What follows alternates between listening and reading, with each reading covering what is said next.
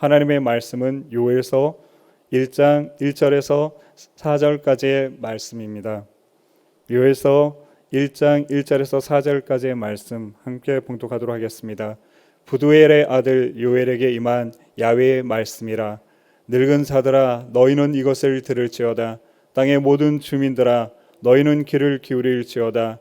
너희의 날에나 너희 조상의 날에 이런 일이 있었느냐? 너희는 이 일을 너희 자녀에게 말하고 너희 자녀는 자기 자녀에게 말하고 그 자녀는 후세에 말할 것이니라. 팥종이가 남긴 것을 메뚜기가 먹고 메뚜기가 남긴 것을 느치가 먹고 느치가 남긴 것을 황충이 먹었도다. 아멘. 이 시간 요엘서 1장 1절에서 4절까지의 말씀을 가지고 함께 잠시 은혜를 나누려고 합니다. 오늘 말씀의 제목은 야훼는 하나님이시다라는 제목을 가지고 함께 은혜를 나누려고 합니다. 오늘 이 제목이었던 바로 야훼는 하나님이시다라는 이 뜻이 바로 요엘이라는 이름의 의미입니다. 요엘의 이름의 의미는 야훼는 하나님이시다라는 그런 이름을 지어줬던 것입니다. 너무나 당연한 이 말씀, 하나님은 하나님이시고 예수님은 하나님이시고 성령님도 하나님인 이것을 모르는 기독교인은 아마 없을 것입니다. 그런데 오늘 1절은 이렇게 말하고 있습니다. 부두엘의 아들 요엘에게 임한 야훼의 말씀이었다. 바로 부두엘이라는 사람에 대해서 먼저 언급을 합니다. 요엘이라는 사람은, 요엘이라는 이 선지자는 누구의 아들이었냐면 부두엘이라는 사람의 아들이었다라고 성경은 시작을 합니다. 이 부두엘이라는 이름의 의미는 그러면 무엇이냐 하면 바로 하나님의 성실이라는 뜻입니다. 하나님의 성실. 이것을 통해서 우리가 알 수 있는 것은 바로 요엘이라는 사람은, 바로 이 선지자는 좋은 믿음의 아버지를 두었다는 것을 추측해 볼 수가 있습니다. 바로 믿음의 아버지, 경건한 가문에서부터 요엘은 그런 부모 밑에서 자랐던 사람이라는 것을 우리는 추측해 볼 수가 있습니다. 이 오늘 저희가 보고 있는 이 요엘이라는 선지자로부터 무엇이 시작되어지냐면 남유다에 대한 하나님의 메시지, 이 예언자들을 통한 하나님의 그런 예언의 말씀이 전달되어집니다. 우리가 아는 요엘, 이사야, 미가, 하박국, 스바냐 그리고 예레미야, 이 6명의 선지자들을 통해서, 예언자들을 통해서 하나님은 유대에게 하나님의 메시지를 전하게 되어지십니다. 우리가 알고 있는 엘리야나 엘리사나 아니면 호세아 같은 사람은 바로 북이스라엘에서 사역했던, 그곳에 하나님의 말씀을 정했던 바로 그러한 예언자들입니다. 그러나 희한하게 이 북이스라엘에서의 예언자들이나 남유다의 그러한 예언자들이 공통적으로 하나의 주제를 가지고 하나님의 말씀을 선포하게 되었습니다. 그 주제는 뭐냐면 하나님께 돌아가자. 하나님께 돌아가자. 그가 우리를 용서해 주시고 우리를 씻겨 주실 것이고 피와 같이 우리의 붉은 죄를 용서해 주시고 하나님은 우리를 회복시켜 주실 것이라는 그 메시지를 북이스라엘의 예언자들이나 오늘 저희가 보고 있는 이 요엘을 비롯한 남유다의 예언자들은 한결같이 그 주제를 가지고 복음을, 하나님의 말씀을 전하게 되었습니다. 요엘, 하나님께서는 하나님이시다라는 이 당연한 이 이름을 가지고 있었던 그 하나님과 하나님의 자녀의 그런 모습을 오늘 이 요엘은 우리에게 전해주고 있습니다. 우리의 자녀들과 자녀들의 자녀들이 하나님을 잘 섬기는 믿음에서 가정에서 자라는 것은 큰 축복입니다. 하나님은 그런 자녀들을 통해 하나님의 뜻을 전하시고 함께 일하시기를 원하십니다. 하나님께서 이 땅에 천지를 창조하시고 나서 최초로 하신 일은 아담을 창조하신 것이고 그 후에 하나님께서는 하와를 하나님께서는 창조하십니다. 그리고 그들은 가정을 이루게 되었습니다. 이 땅에 하나님께서 맨 처음에 교회를 세우지 않았던 것을 기억하십시오. 하나님은 가정을 먼저 세우셨습니다. 왜냐하면 교회, 우리가 생각하는 그런 교회가 바로 기본이 무엇이냐면 바로 가정입니다. 교회의 기본은 가정입니다. 가정은 가장 중요한 요소를 하나 가지고 있습니다. 그것은 뭐냐면 예배 공동체입니다. 예배는 하나님 성전에서 지금 저희가 드린 것처럼 드리는 예배 물론 중요합니다. 그러나 성경의 가장 큰 원칙은 예배는 가정에서부터 시작이 되어진다는 것을 성경은 우리에게 알려주고 있다는 것입니다. 가족이라는 것은, 가정이라는 것은 한 가족이 모여서 그냥 살기만 하는 그러한 것으로 하나님이 이 땅에 창조하신 것이 아니라 그것을 통해서 하나님을 예배하는, 하나님을 아는, 하나님의 그러한 일들을 함께하는 하나님과 한 믿음의 공동체를 하나님은 꿈꾸고 원하셨다는 것입니다. 오늘 이 브드웰이라는 하나님께 성실했던 이 아버지, 하나님께 믿음을 다했던 아버지, 그 아들을 하나님께서는 요엘이라는 이 아들을 하나님은 사용하시기를 원하셨다는 것입니다. 그래서 오늘 2절의 말씀을 보면 늙은 자들아 너희는 이것을 들을지어다. 땅의 모든 주민들아 너희는 귀를 기울일지어다. 너희의 날에나 너희 조상의 날에 이런 일이 있었겠느냐. 어떤 일이 있었냐 그러면 남유다에 큰 일이 일어나게 되어집니다. 요엘서의 배경은 아마도 남유다 왕 바로 요아스 시대의 것으로 추측을 합니다. 왜냐 그러면 이 요아스 시대에 큰 가뭄이 들게 되어집니다. 큰 사건이 일어나게 되어지는데 그것은 뭐냐 그러면 메뚜기 떼가 창궐하게 되면서 아주 나라를 큰 파탄에 이르게 만드는 그러한 일이 있게 되어집니다. 우리가 아는 것처럼 요아스는 정치 종교적으로 개혁을 단행했던 그런 사람입니다. 그때 닥친 메뚜기 재앙으로 인해서 유다 전체가 큰 혼란에 빠지게 되어지자 요엘은 이 메뚜기 떼의 이러한 재앙이 하나님께서 어떠한 메시지를 우리에게 주는가 하는 것에 대해서 말씀을 선포하게 되어집니다. 그런데 오늘 이 메뚜기 떼에 대해서 요엘에서는 4가지를 이야기합니다. 팥중이가 나오고 메뚜기가 나오고 느치가 나오고 황충이라는 우리가 좀 생소한 이런 4가지 종류 또는 같은 메뚜기라고 하면 적어도 4번에 걸쳐서 이런 일이 일어났다는 것을 알려주고 있습니다. 우리가 이런 말을 합니다. 설상가상이라는 눈이 내렸는데 그 위에 눈이 더 내리게 되어지면 아주 일은 더 어렵게 되어지고 상황은 더 복잡해지기 시작합니다. 오늘 이 요엘의 말씀에 의하면 한 번이 아니라 적어도 4번에 걸쳐서 아주 큰 재앙이 그들에게 닥쳤다는 것을 이야기합니다. 그래서 저희가 원어는 보지 않았지만 원어에 보게 되어지면 각기 다른 그러한 메뚜기 종류가 나옵니다. 그래서 그 메뚜기 종류가 황충이라는 것이 끝으로 나와 있는데 그 뜻은 뭐냐면 완전히 갉아먹은 그런 것을 뜻하고 있습니다. 그러니까 아무것도 낭비하지 않고 이런 재앙이 일어났다는 것을 먹을 것이 없는 정도가 아니라 아예 죽음 앞에 다다르는 그런 절망적인 재앙이 그들에게 일어나고 있었다는 것을 오늘 성경은 우리에게 말씀해 주고 있습니다. 그러나 여기서 하나 우리가 문제로서 하나 지적해야 될 것이 있습니다. 이스라엘이 유다 사람들이 가지고 있었던 생각의 문제점입니다. 그들은 이렇게 생각했습니다. 그들은 하나님의 선민입니다. 그리고 그들에게는 하나님의 특권이 있고 하나님의 축복이 있고 하나님의 안정적인 공급함이 그들에게는 보장되어 있습니다.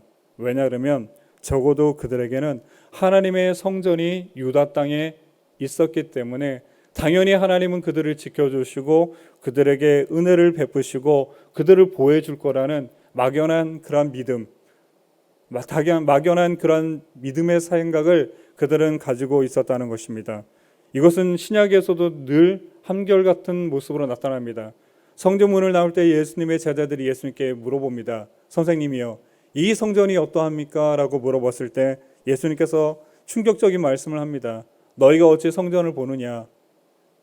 이 성전이 곧 무너질 것이다. 내가 3일 만에 다시 성전을 세울 것이다. 그것이 화근이 되어서 바리새인을 비롯한 유대인들이 감히 하나님의 성전을 모독했던 예수님을 죽이려고 마음에 품었다는 것입니다. 예수님을 쫓아다녔던 제자들의 마음속에도 성전에 대한 그러한 마음이 막연한 마음, 성전이 우리를 지켜줄 것이라는 막연한 마음을 품고 그들은 살았던 것을 보게 되었습니다. 성전이 중요하지 않다는 얘기가 아닙니다. 성전이 중요합니다. 그러나 마음이 떠난 성전, 믿음이 떠난 성전, 단지 형식적인 성전의 의미는 중요하지 않습니다. 정말 중요한 것은 내 마음을 성전에 둘 때, 내 믿음을 성전 안에 둘 때, 성전에서 하나님과 소통하고 하나님과 만나고 있을 때 진정한 성전에서의 의미가 있다는 것입니다. 오늘 이 아침에 한번 질문을 해보겠습니다. 예수님을 따라다녔던 제자들도 유대인이었습니다.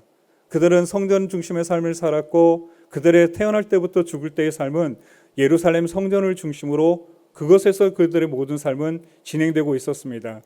예수님을 만나고 나서 그들은 변화되어집니다. 예수님이 부활하고 나서 그들은 세계 도처로 이제 복음을 전하기 위해서 흩어지게 되었습니다. 성전의 삶을 살았던 그들이 어떻게 성전이 없는 곳에서 복음을 전하며 그들은 순교해 가면서 그들의 삶을 맡길 수가 있었겠습니까? 그것은 예수님을 통해서 그들은 진정한 성전의 의미를 깨닫게 되었습니다.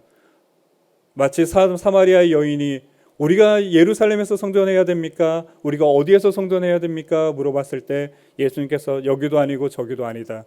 예배할 때가 오나니 곧 이때라 하시면서 예수 그리스도께서 자신을 성전으로 이야기하셨던 것을 제자들은 기억합니다. 오늘 이 아침에 우리가 마음만 하나님 앞에 드리고 우리가 하나님 앞에 나아갈 때 성전의 의미를 좀 깨달았으면 좋겠습니다. 가장 중요한 성전은 내 마음의 성전입니다. 내 마음의 성전을 내 마음을 성전화시키지 못하는, 내 마음을 성전으로 만들어 하나님 앞에 예배하는 삶을 살지 못하는 분은 결단코 이 성전의 의미를 깨닫지 못할 것입니다. 이런 분들이 너무 많아요. 평생 살면서도 내 마음을 성전 삼지 못하는, 이 코로나 기간을 통해서 우리가 무엇을 경험합니까? 모여서 예배드리는 것의 소중함을 깨닫게 되었습니다. 그럼 제자들과 함께 했던 제자들에게 있었던 상황이 우리 앞에도 전개되어졌습니다. 예배함지 못하는, 낯선 곳에 가는, 예수쟁이 하나도 없는 곳에 떨어뜨려진 그곳에 다다른 주님의 제자들이 그곳에서 어떻게 예수님을 만나고 하나님을 경험하며 어떻게 예배했는지, 예배당도 없는 그곳에서 그들은 자신의 마음 속에는 자신이 성전되어지는, 예배당 되어지는 그 삶을 살았다는 것입니다. 정말 코로나가 끝나고 우리가 이 교회 안에 모일 때 놀라운 축복은 바로 그것입니다. 홀로 있는 그 시간들을 통해서 하나님의 예배자의 모습으로 다시 서는 것, 홀로 예배할 수 있는 사람이 되어지는 것, 내 마음의 성전을 삼아 그곳에서 하나님을 만나고 성령을 뜨겁게 체험하며 하나님의 말씀을 이루며 복음을 전하며 하나님의 사명을 이루는 그런 삶을 살았던 분은 이 성교회에 다시 모이게 되어질 때 그 감동이, 은혜가 넘쳐날 것입니다. 만약에 우리가 그런 모든 삶을 살고 있었다면 우리 송파교회 모든 지체가 한 분 한 분이 다시 모였을 때는 어마어마한 어떤 변화와 어떤 역사와 하나님의 연로한 축복이 능력의 소득에 임했던 그런 능력 있는 삶을 우리도 아마 살아가게 되어질 것입니다. 그런데 문제가 일어나게 되어집니다. 오늘 결론적으로 그 말씀을 좀 전하고 싶습니다. 그것은 뭐냐 그러면 바로 3절의 말씀입니다. 너희는 이 일을 너희 자녀에게 말하고 너희 자녀는 자기 자녀에게 말하고 그 자녀는 후세에 말할 것이니라. 구약시대에는 오늘날처럼 성경이 없었습니다. 아브라함도 없었고 이삭의 때에도 성경은 없었습니다. 아브라함이, 하나님의 성경이 없는 아브라함이 어떻게 하나님을 그렇게 잘 섬길 수가 있었을까요? 이삭은, 야곱은요, 요셉은요, 어떻게 그들은 하나님의 말씀도 없고 우리처럼 매주 모여서 예배도 드리지 않았는데도 그들은 어떻게 하나님을 그렇게 잘 섬기고 하나님을 그렇게 잘 알 수가 있었을까요? 그것의 해답이 바로 여기에 있습니다. 그때의 교육은, 하나님에 대한 교육은 아버지가 아들에게 하나님을 이야기해 줍니다. 어떻게 이야기해 주냐? 말로써요. 자신이 경험했던, 만났던, 근데 더 중요한 것은 자신의 아버지로부터 들었던, 배웠던 그 말씀을 그대로 아들에게 전해주게 되어집니다. 다르게 이야기하면 기억이 전달되어집니다. 아버지의 기억, 아들의 기억이 되어지고 그 아들의 기억은 또다시 아들에게 기억으로 전달되어집니다. 세상에 대한, 삶에 대한 노하우를 이야기하는 것이 아닙니다. 어떤 기억이냐? 하나님에 대한 기억. 하나님과 있었던 일, 하나님이 홍해를 가르신 일, 하나님께서 그들에게 만나를 내리신 일, 그런 모든 것들이 그와 같은 일들이 그 말을 통해서 전달되어지게 되어졌다는 것입니다. 물론 모세가 나중에는 모세오경을 통해서 기록을 해놨지만 아브라함이 아들을 바쳤던 이야기, 아담에게 일어났던 이야기, 그리고 그들의 자손들에게 일어났던 수많은 일을 어떻게 그들은 믿음으로써 간직하게 되어졌느냐? 바로 아버지로부터 아들에게 전달되어진 믿음의 기억이 있었다는 것입니다. 이 아침에 여러분에게 한번 돌발 질문을 한번 드려볼게요. 여러분 하나님을 만나셨고 하나님을 처음에 보셨고 은혜도 경험하셨고 성령도 받으셨고 하나님을 만나셨을 것입니다. 여러분의 아들은, 여러분의 딸은 영적으로 건강하십니까? 혹시 내가 만났던 그 하나님이 내 아들에게, 내 딸에게 온전한 기억으로, 진정한 축복의 그런 기억으로 자녀들에게 전달되어지고 있는 그런 삶을 혹시 살고 계십니까? 서두에 이야기했습니다. 가정은 하나님을 만나는, 하나님을 체험하는, 하나님에 대해서 배우는 믿음의 예배처이고 믿음의 교육장이고 믿음의 학교인 것을 여러분 기억하셔야만 한다는 것입니다. 오늘 그래서 이 의미를 다시 보게 되어지면 결론은 이렇습니다. 요일이란 이름, 야훼는 하나님이시다라는 이 당연한 이름을 뜻을 가졌던 요엘. 더 무서운 것은, 진정으로 무서운 것은 우리의 믿음이 전달되어지지 않을 때, 하나님에 대한 기대역이 전달되어지지 않으면 우리의 아들은 어느 날 그럴 겁니다. 아빠, 하나님은 정말, 야훼는 하나님이셔? 하나님이실까? 여러분의 손자가 물어볼 겁니다. 할머니, 하나님이 정말 계셔? 하나님이 하나님이실까? 더 충격적인 것은 어느 날 우리의 자녀들이 그럴 겁니다. 할머니, 하나님은, 야훼는 하나님이 아니시오 라는 그런 충격적인 말을 한다면 상상을 해보십시오. 그와 같은 일이 일어난다면 얼마나 참담한지. 부두엘이라는 아버지로부터 요일이라는 그래서 부두엘은 아들의 이름을 이렇게 지었습니다. 야훼는 하나님이시다. 그의 아들을 부를 때마다 그는 신앙의 고백을 하고 있었습니다.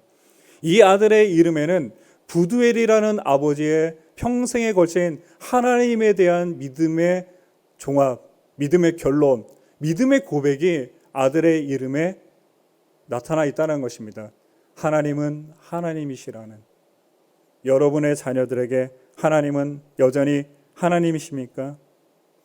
여러분의 자녀에게 있어서 예수는 여전히 예수입니까? 여러분의 자녀에게 있어서 우리 하나님의 그러한 은혜는 여전히 유효하고 예수 그리스도의 십자가의 사건은 여전히 유효하며 여러분이 지금 예배드리는 이 예배를 여러분의 딸, 여러분의 아들은 예배를 드릴 수가 있습니까? 그리고 그의 손자들은, 여러분의 손자들은, 그의 아들의 아들들은 정말 예배를 드리게 되어지겠습니까? 오늘 마지막으로 이 유대인들은 큰 충격을 받게 되어집니다. 이 황충을 통한, 이 메뚜기 땡을 통한 이 재앙의 결론은 무엇이었느냐? 그것을 성경은 이렇게 기억하고 있습니다. 13절에 보면 하나님의 성전에 소제와 전제를 드리지 못했다는 것을 이야기합니다. 그래서 16절에 잘 들어보십시오. 결론이 이렇습니다. 먹을 것이 우리 눈앞에 끊어지지 아니하였느냐? 기쁨과 즐거움이 우리 하나님의 성전에서 끊어지지 아니하였느냐? 무슨 결론이냐 그러면 하나님 소제를 드렸던, 번제를 드렸던, 하나님께 아침 저녁으로 드렸던 예물, 제사가 드려지지 못하게 되어졌다는 것입니다. 왜냐하면 드릴 것이 없었기 때문에. 하나님 앞에 제사 드리는, 내가 못 먹고 내가 마시지 못하는 정도가 아니라 하나님께 드리지 못하는 참담한 그러한 일을 그들은 경험하게 되어졌다고 요엘은 이야기하고 있다는 것입니다. 하나님 앞에 당연히 드려질 거라고 생각했던 예배, 하나님께 예배 드리는 것이 당연했던 시간들, 예배 오는 것이 아무렇지도 않았던 그러한 시대가 지나고 이 잠깐이지만 우리 코로나를 통해서 예배의 의미, 하나님께 기도의 의미, 우리가 왜 이러한 고난을 당해야 되는지 우리는 질문을 받고 하나님 앞에 우린 도전을 받게 되었습니다. 각자의 처소에서, 각자의 기도처에서 우리가 수많은 것을 기도하고 수많은 것을 깨달아야 되지만 가장 중요한 것을 깨달아야 됩니다.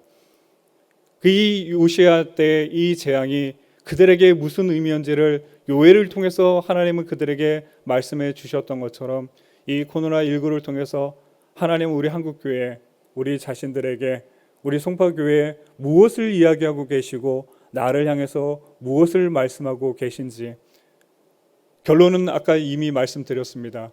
하나님께로 돌아가자. 내 믿음의 자리로 돌아가고 내 기도의 자리로 돌아가고 첫사랑의 자리로 돌아가고 내 사명의 자리로 돌아가고 내 하나님의 말씀으로 돌아가서 아이들에게 가르치고 우리 가정마다 예배가 회복되어지고 찬양이 회복되어지고 믿음이 회복되어져서 내 아들도 내 딸도 하나님 앞에 예배할 수 있는 예배자로 만드는 것, 내 손자 손녀가 하나님의 이름을 기억하는 것, 여전히 그들에게도 요엘이란처럼 어머니의 하나님은 내 하나님이었다고 말했던 그 룻의 의미처럼 성경은 이렇게 이야기합니다. 나는 아브라함의 하나님이고 그의 아들 이삭의 하나님이고 나는 야곱의 하나님이었다고. 왜 그것이 가능했습니까? 믿음의 기여, 믿음의 유전, 믿음의 전달이 있었다는 것입니다.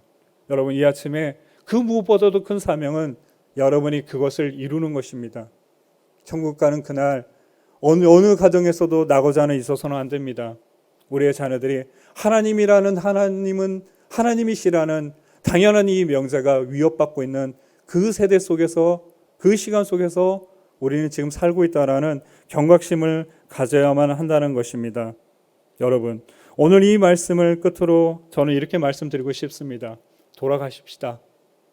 진정한 복음으로, 진정한 은혜의 자리로, 진정한 예배의 자리로, 진정한 성전의 삶으로, 우리가 그냥 겉으로 드러내는 이러한 예배가 아닌 생활이 있는, 삶이 있는, 고백이 있는, 내가 그 모든 것에 목숨을 거는, 예배를 향해 목숨을 걸 수 있는, 기도를 향해서 목숨 거는 기도, 목숨 거는 그런 복음 사역, 목숨 거는 하나님을 추구하는 삶, 이것이 오늘 우리 이 아침에 우리를 향한 하나님의 뜻이 아닐까 생각을 해봅니다. 포도나무가 마르지 않기를, 무화과 나무가 마르지 않기를, 하나님이 세우신 우리의 나라가, 우리의 교회가, 우리의 가정이 마르지 아니하는 열매를 맺을 수 있는 그러한 신앙의 삶을, 믿음의 길을 걸어가시는 저와 여러분이 되시기를 주님의 이름으로 간절히 축복합니다. 기도하겠습니다. 하나님 아버지, 은혜와 사랑을 감사를 드립니다. 오늘 이 아침 우리가 함께 나와 주님 앞에 예배하고 주의 말씀을 나눌 수 있게 하심을 감사를 드립니다. 거룩하신 아버지, 야훼는 하나님이시라는 이 당연한 이 진리가 오늘날에는 당연한 것으로 받아들여지지도 않고 우리 입에서 고백되어지지도 않는 참담한 세월을 우리가 살고 있습니다. 하나님을 잃어버렸던 북이스라엘, 하나님을 놓쳐버렸던 유대 땅처럼 하나님을 잃어버리고 놓아버린 이 참담한 나라와 민족과 이 시간 가운데 우리는 살고 있습니다. 더 무서운 것은 하나님, 우리의 가정이 하나님을 잃어버리고 가고 있습니다. 나는 하나님을 알지만 우리 아들은, 우리의 딸은, 우리의 손자는, 우리의 소녀는 하나님을 점점 몰라가는 것 같습니다. 야훼는 하나님이시라는 이 당연한 명절을 주님 지키기를 원합니다.